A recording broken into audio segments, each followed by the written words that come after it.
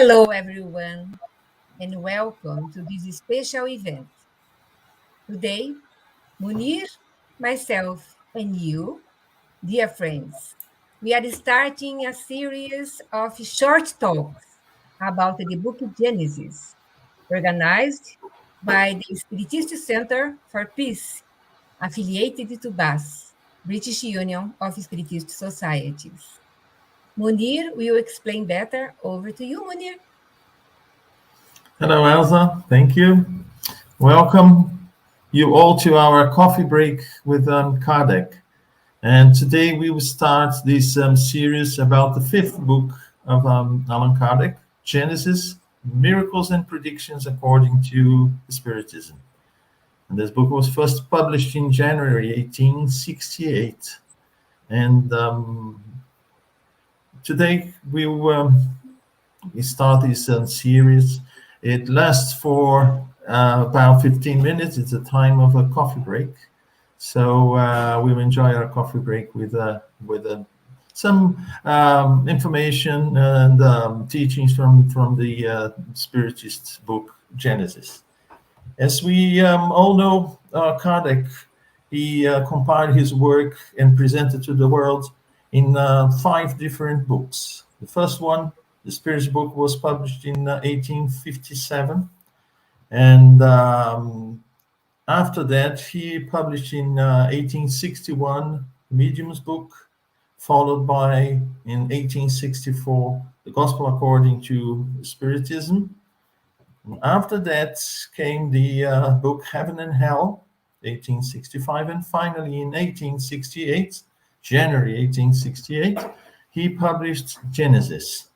And the special aspect of this book, Genesis, that we'll be talking, we try to get information from the different chapters and try to bring it within the context of the 15 minutes that we have for our coffee break, so we can savor our coffee, and while we savor our coffee, we can then talk about these aspects of Genesis.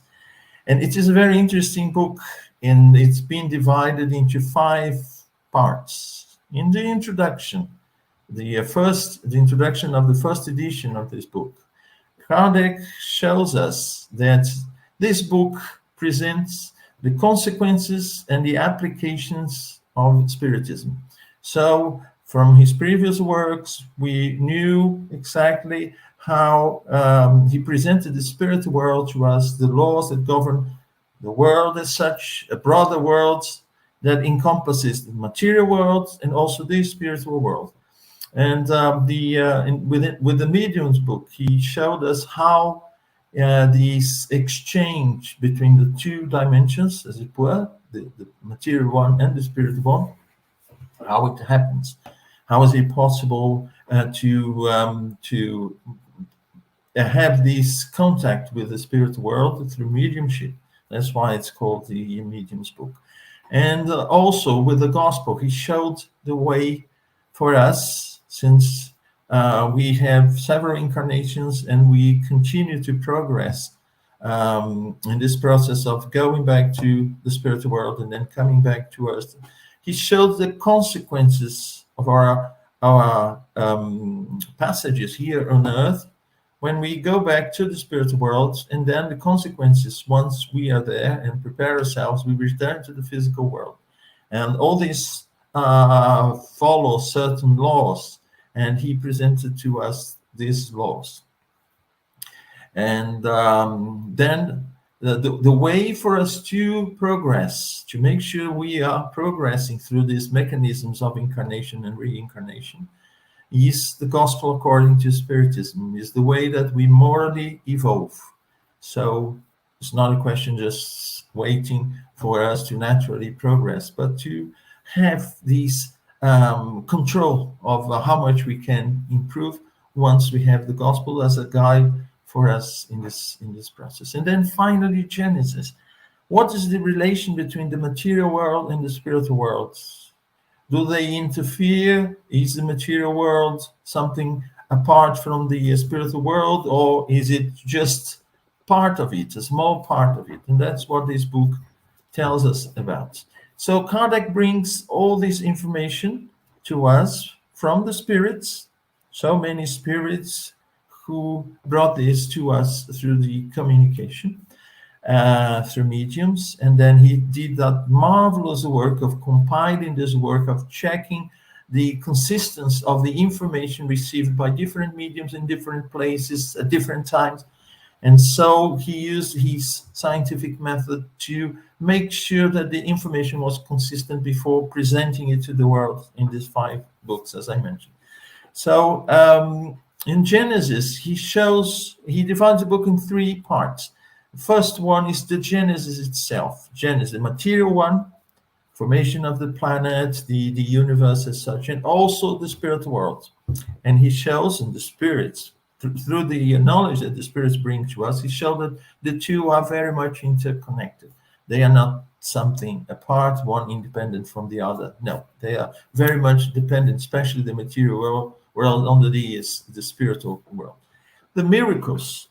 And why the miracles? Because through religions, especially if we go back to in the Bible, we find several comments about miracles, and they are seen as miracles. And that's what Kardec wants to show us, is that miracles, they don't exist as such. It's just that when we don't have an explanation, a plausible explanation for them, we say that they are supernatural.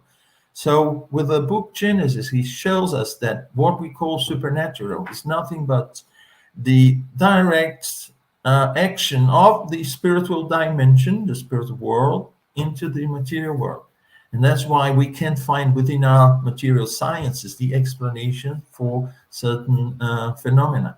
We see, for instance, for primitive people, a long time ago, they used to see in natural phenomena such as an eclipse, or it could be an earthquake or a volcano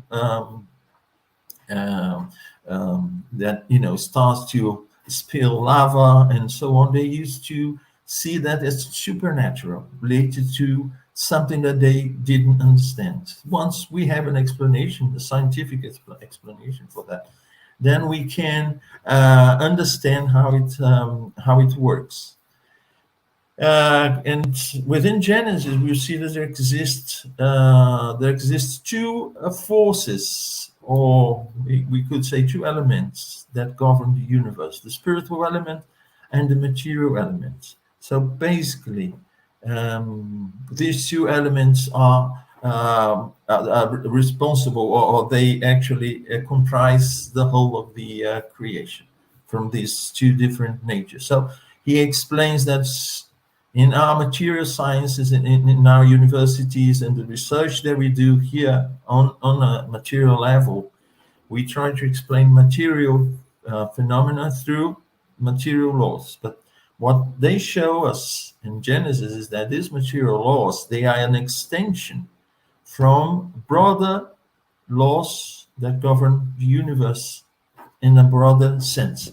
So that's why it is very difficult for us, starting to study matter, to get to explain something that's purely on a spiritual level.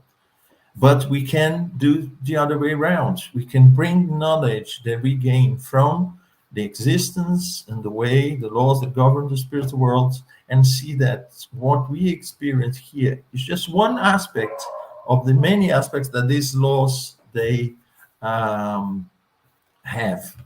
So, and with that, we start to explain what has been seen for a long time as miracles. And also, the third part is dedicated to predictions. And again, these predictions are nothing but the result of natural laws. And again, this natural, because for before Kardec, natural meant, for most of us, natural meant in physical material level. And then what he showed us is that natural now is actually much broader than that, encompasses much more than just what meets the eye. And he was referring to the spiritual laws. And there are certain circumstances of these laws in the spiritual world that we don't even experience in the material world. Such is the degree of variation that we have in the universe. And when looking at these two aspects of it, the physical and the material. So he demonstrates the existence of the spirit, the existence of the spiritual world, the relation between the two, the communication, how it happens, the laws that govern communication, mediumship. And so he brings the solution to several misunderstandings that we have as a result of the action of the spirit in the physical world. So we see that within Spiritism and with this book, Genesis, which many people say is the most scientific book within the five that composes the main compilation of the Spiritism, is that there's no mystery. Nothing is supernatural. Everything is explained once we know the laws that govern that. That's why he talks about these miracles in a different way now, because there is an explanation for that. And the explanation is based on knowledge we received from spirits and the how would I say, the action of these laws, especially in the spiritual domain. So, and all this information, how did it get to that point that he presented as, these five books? Actually, that was the result of a collective and concordant teaching. As I mentioned before, the messages were received through many, many mediums around the globe at different times, and they talked about, or those that talked about the same thing, they were consistent, concordant teachings, then they were accepted. And on top of that, if there was a consistency between the information that was given, that was brought to us through this, then it was then accepted.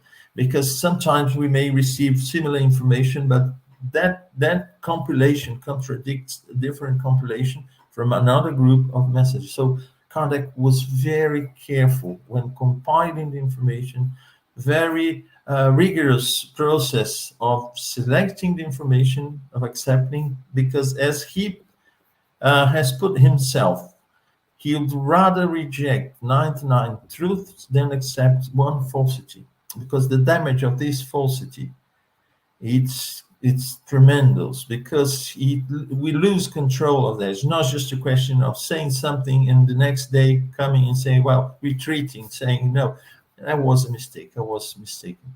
No, we have no control. It's like a word. Once we say the word, the world travels, to all corners, and we don't have control of that any longer. So with that, we start our first coffee break.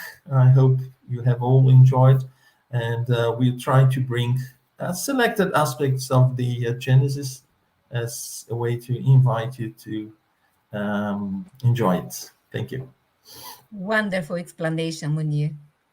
I hope you really, our friends, will love it. Drink a coffee, a nice coffee with Kardec. Thank you. Thank you all. See you next time. See you. Bye-bye.